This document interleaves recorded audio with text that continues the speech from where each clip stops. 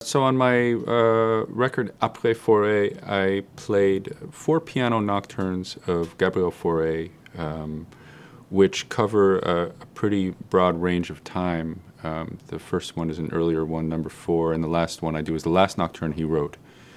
He lived a long life as a composer, so when he's beginning, he's still in the area of late Romanticism and being impacted along with many other composers by Wagner and how he pushed tonality into a new realm.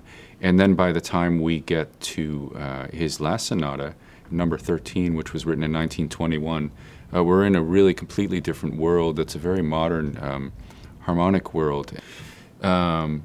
Just a little snatch to show how radical his harmony is at the beginning of this. We get these kind of progressions in this piece, perhaps because it's a later piece. It has a certain austerity. So the opening page is largely in 4-part harmony. It's very contrapuntal, very different than where he began in a romantic sense with something like we get from Chopin, where there's a melody, a beautiful singable, like lyrical melody, and an accompaniment in the left hand. Here he arrives at this texture. It begins in this kind of austere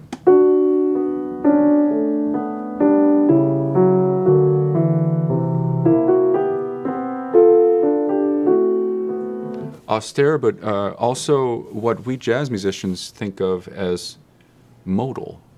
This feels for jazz musicians, we're in the world of, it sounds strange, but it's not so far for a jazz musician's ears, or perhaps any other listener's ears who listen to a lot of music, of this kind of minor sound, which is something very different than this kind of minor sound. It's a kind of modal thing. And then he arrives at the most strangest harmonic arrival points.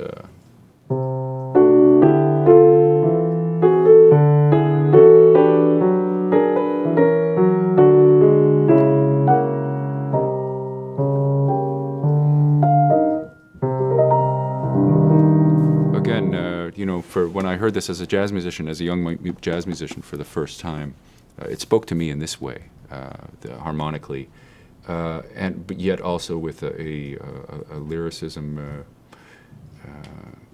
and a sort of grand. The whole piece is so big in a wonderfully romantic way that takes you on this ride.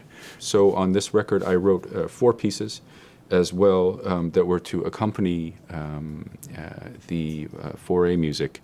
And kind of the idea was to write music that was inspired by Fauré's, all the kind of things I'm talking about here, harmonically in particular, which is not hard for me to do. I feel like a lot of music that I've written over the years for my piano trio and solo piano and everything else, Fauré is kind of the secret influence, or not so secret, lurking behind a lot of that music.